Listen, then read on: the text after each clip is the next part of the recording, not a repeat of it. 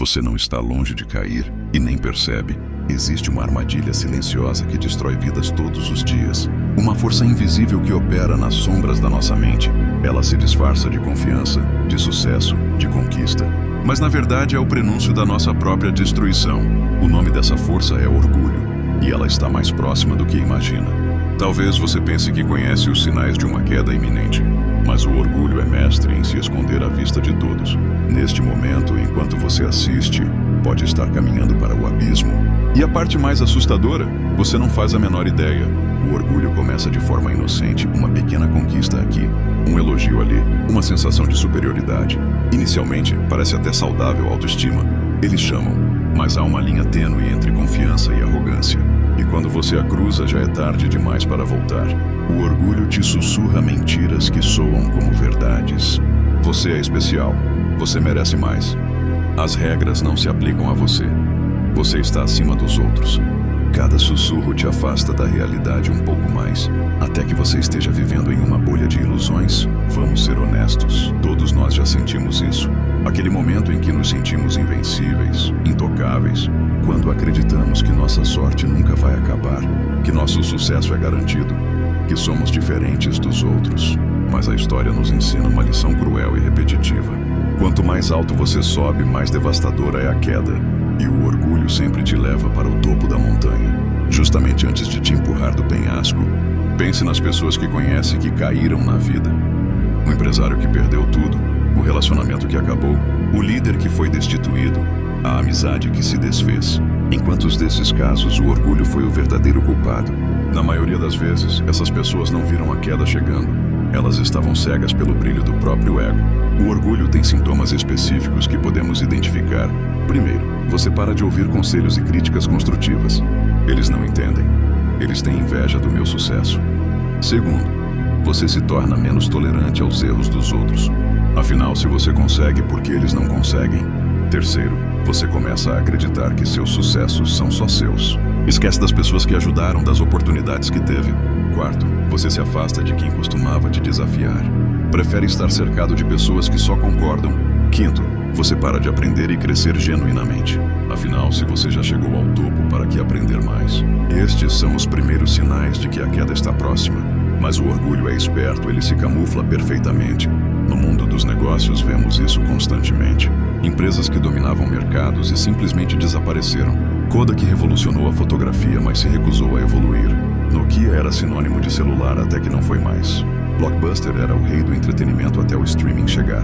Em todos esses casos, o orgulho sussurrou a mesma mentira. Vocês são grandes demais para cair. O mundo precisa de vocês. Essa nova tecnologia é só uma moda. Vocês sabem o que é melhor. E assim, gigantes caíram porque se recusaram a se adaptar. O mesmo acontece em relacionamentos pessoais. Quantos casamentos terminaram porque um dos parceiros se tornou orgulhoso demais para pedir desculpas? Quantas amizades se perderam porque alguém se achou superior demais para admitir que estava errado? O orgulho nos faz acreditar que somos o centro do universo, que as outras pessoas existem apenas para nos servir, que nossos sentimentos e necessidades são mais importantes que os deles. E quando vivemos dessa forma, nos isolamos gradualmente. As pessoas se afastam, os relacionamentos morrem, e quando finalmente precisamos de apoio, não há ninguém lá. A queda, quando chega, é solitária e devastadora, mas talvez o pior aspecto do orgulho seja como ele distorce nossa percepção. Ele nos faz enxergar fracassos como sucessos, erros como acertos, problemas como soluções. Quando você está orgulhoso demais, perde a capacidade de autocrítica, perde a habilidade de reconhecer suas próprias limitações. E sem autocrítica não há crescimento real. Sem reconhecer limitações, não há busca por melhoria. Você fica estagnado enquanto o mundo continua girando. E eventualmente o mundo te deixa para trás. A ironia cruel do orgulho é que ele promete grandeza, mas entrega mediocridade, promete segurança. Mas entrega vulnerabilidade, promete controle. Mas entrega caos, promete respeito. Mas entrega isolamento. É o maior dos paradoxos. Agora você pode estar pensando, isso não se aplica a mim. Eu sou humilde. Eu reconheço minhas limitações. Mas essa mesma certeza pode ser um sinal de orgulho. O orgulho mais perigoso é aquele que não reconhecemos. É o orgulho que se disfarça de falsa modéstia. Ah, eu não sou nada especial, mas secretamente acreditamos que somos. Só tive sorte, mas sabemos que foi nossa competência. Qualquer um poderia ter feito, mas sabemos que poucos conseguiriam. Esse tipo de orgulho disfarçado é ainda mais perigoso, porque nos faz acreditar que estamos seguros, que somos diferentes daqueles que caíram antes. Mas a verdade é que todos estamos sujeitos à queda. Todos carregamos as sementes do orgulho dentro de nós. E em determinadas condições, essas sementes florescem. O sucesso é um fertilizante poderoso para o orgulho. Cada vitória que conquistamos pode nos afastar da humildade. Cada elogio que recebemos pode inflar nosso ego. Cada problema que resolvemos pode nos fazer sentir invencíveis. E quanto mais sucessos acumulamos, maior o risco da queda. Porque o orgulho cresce proporcionalmente aos nossos triunfos. Então, como podemos nos proteger dessa armadilha invisível? Como podemos identificar o orgulho antes que ele nos destrua? Primeiro, devemos cultivar a humildade genuína, não a falsa modéstia, mas o reconhecimento real de que somos limitados, imperfeitos e dependentes. Segundo, devemos buscar ativamente feedback honesto, cercar-nos de pessoas que tenham coragem de nos confrontar, que não tenham medo de apontar nossos erros. Terceiro, devemos desenvolver o hábito da autocrítica, questionar regularmente nossas motivações e atitudes, perguntar a nós mesmos: estou sendo orgulhoso? Quarto, devemos lembrar constantemente de nossas dependências, reconhecer que nosso sucesso não é apenas nosso, que dependemos de outros, de circunstâncias, de oportunidades. Quinto, devemos estudar as quedas dos outros, não para nos sentirmos superiores, mas para aprender lições, para reconhecer padrões que também podem se aplicar a nós. Sexto, devemos praticar a gratidão genuína, reconhecer que muito do que temos não conquistamos sozinhos, que nascemos em determinadas condições que nos favoreceram. Sétimo, devemos aceitar que podemos estar errados, que nossa perspectiva é limitada, que precisamos de outras visões. Oitavo, devemos manter uma mentalidade de aprendizado, nunca assumir que sabemos tudo que chegamos ao fim da jornada. Nono, devemos servir aos outros genuinamente, não para nos sentirmos bem, mas porque reconhecemos que todos têm valor independente de nossa utilidade. Décimo, devemos aceitar nossas vulnerabilidades, reconhecer que também podemos cair, que também somos frágeis, que a vida pode mudar em um instante. Essas práticas não são fáceis porque vão contra a nossa natureza. O orgulho é sedutor porque nos faz sentir bem. A humildade, por outro lado, pode ser desconfortável. Ela nos força a encarar nossa real dimensão, nos obriga a reconhecer que não somos o centro do universo. Mas é exatamente esse desconforto que nos protege da queda, porque quando estamos desconfortáveis, estamos alertas. Quando reconhecemos nossa fragilidade, somos mais cuidadosos. Quando admitimos nossa ignorância, continuamos aprendendo. Pense nas pessoas que você mais admira na sua vida. Provavelmente são pessoas humildes que reconhecem suas limitações, que ouvem mais do que falam, que servem mais do que são servidas, que continuam aprendendo mesmo após grandes conquistas. Essas pessoas não estão imunes ao orgulho, mas desenvolveram anticorpos contra essa doença. Cultivaram hábitos e mentalidades que as protegem da queda. E você pode fazer o mesmo começando hoje. Faça uma avaliação honesta da sua vida atual. Em que áreas você tem se sentido invencível ou superior? Onde você parou de aceitar críticas construtivas? Que pessoas você afastou porque elas te desafiavam? Quais sucessos você atribui inteiramente a si mesmo?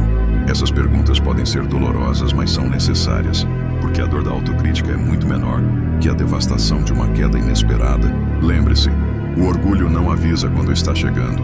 Ele se infiltra gradualmente nas nossas mentes. Começa como confiança saudável e evolui para a arrogância destrutiva. E quando percebemos, pode ser tarde demais. Por isso a vigilância constante é tão importante. Precisamos monitorar regularmente nossos pensamentos e atitudes. Precisamos de sistemas de alerta que nos avisem quando estivermos caminhando na direção errada. Uma técnica poderosa é ter um conselho pessoal.